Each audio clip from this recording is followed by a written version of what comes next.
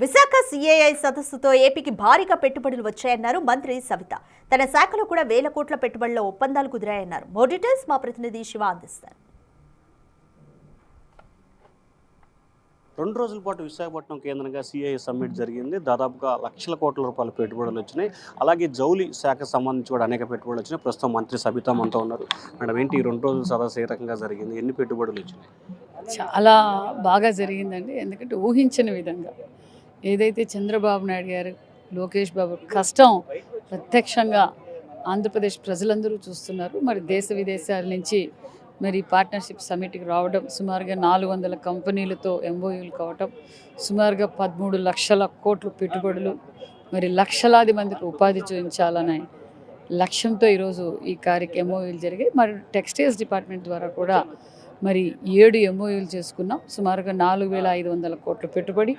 మరి ఈ 7 కంపెనీల ద్వారా 8,500 మందికి ఉపాధి చూపించబోతున్నామన్న విషయం తెలియజేస్తూ మరి ఇది ఒక మంచి ప్లాట్ఫామ్, ముఖ్యంగా యువతకు ఒక చాలా మంచి ప్లాట్ఫామ్. మరి యువత కూడా ఇప్పుడు ఇక్కడ ఎక్కడ చూసినా మరి యువత కనపడుతున్నారు, యంగ్స్టర్స్ కనిపిస్తున్నారు. మరి ఈ వయసులో 75 సంవత్సరాల వయసులో చంద్రబాబు నాయుడు గారు ఈ రాష్ట్రాన్ని స్వంద్రాంధ్రప్రదేశ్గా మార్చాలని రోజుకి 20 గంటలు కష్టపడుతూ మరి దేశ విదేశాలు తిరిగి మరి మన యువగళం, మన ఐటీ శాఖ మంత్రి గారు రండి, ఇది రైట్ టైం, ఈ కూటమి ప్రభుత్వం 20 సంవత్సరాలు అధికారంలో ఉంటుంది, మీకు అన్ని విధాలుగా మేము సహకరిస్తామని కూడా తెలియజేయడం, మరి చంద్రబాబు నాయుడు గారి మీద ఉన్న నమ్మకంతో ఈరోజు ఇన్వెస్టర్స్ వచ్చారు.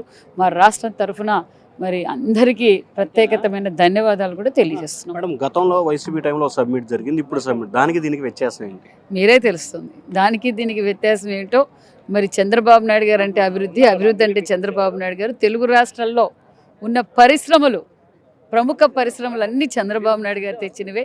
మరి 2020 విజన్, చంద్రబాబు నాయుడు గారు 2020 విజన్ ఏంటో ప్రత్యక్షంగా కనిపిస్తుంది. 2047 విజన్ ఇది నాంది. చంద్రబాబు నాయుడు గారు అంటేనే నమ్మకం. మరి గత ప్రభుత్వంలో ఇలాంటివి ఎన్నో చూసాం కానీ అమలుపరిచింది ఏమీ లేదు. మరి తరిలిపోయిన పరిశ్రమలు కూడా, గత ప్రభుత్వంలో తరిలిపోయిన పరిశ్రమలు కూడా మళ్ళీ మేము తీసుకొస్తున్నాం. మరి చంద్రబాబు నాయుడు గారి నమ్మకం మీద మళ్ళీ వాళ్ళు వచ్చి ఇన్వెస్ట్ చేయడం, మరి అన్ని ప్రాంతాల్లోనూ ఈరోజు పరిశ్రమలు పెట్టడానికి అందరూ ముందుకొచ్చారు. మరి యువతకు ఇది ఒక భరోసా. మరి జగన్మోహన్ రెడ్డి గారి గురించి చెప్పాల్సిన పని ఏముంది చెప్పండి. జగన్మోహన్ రెడ్డి పెద్ద ఫేకు, పెద్ద చోరీ.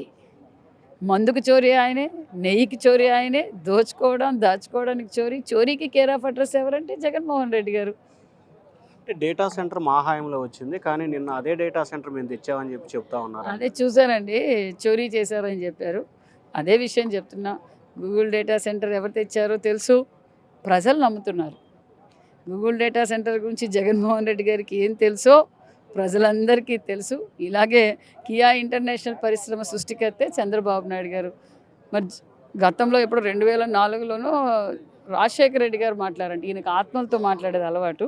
మరి ప్రజలకి తెలుసు కియా ఎవరు తీసుకొచ్చారు, సాగునీరు తాగునీరు ఎవరు తీసుకొచ్చారు, పరిశ్రమల సృష్టికర్త ఎవరు, అభివృద్ధికి సృష్టికర్త ఎవరు. అభివృద్ధి చేసింది మేమే, చంద్రబాబు నాయుడు గారే చేశారు. చెయ్యబోయేది కూడా చంద్రబాబు నాయుడు గారు అని అందరికీ నమ్మకం ఉంది. మరి ప్రజలు క్లారిటీగా ఉన్నారు. సో ఇది మొత్తం మీద చూస్తుంటే జగన్మోహన్ రెడ్డి అంటే చోరీ, ఏదైతే చోరీ నెయ్యి విషయంలో కావచ్చు, లేకపోతే డేటా విషయంలో కావచ్చు, లెక్కల విషయంలో కావచ్చు, ప్రతి దాంట్లో చోరీకి పాల్పడుతూ తానే తప్పు చేసి ఎదుటి వాళ్ళపై బురద జల్లే ప్రయత్నం చేస్తున్నారు. అభివృద్ధి అంటే చంద్రబాబు, చంద్రబాబు అంటే అభివృద్ధి అని చెప్పి మంత్రి సబితా అంటున్నారు. Vote studio.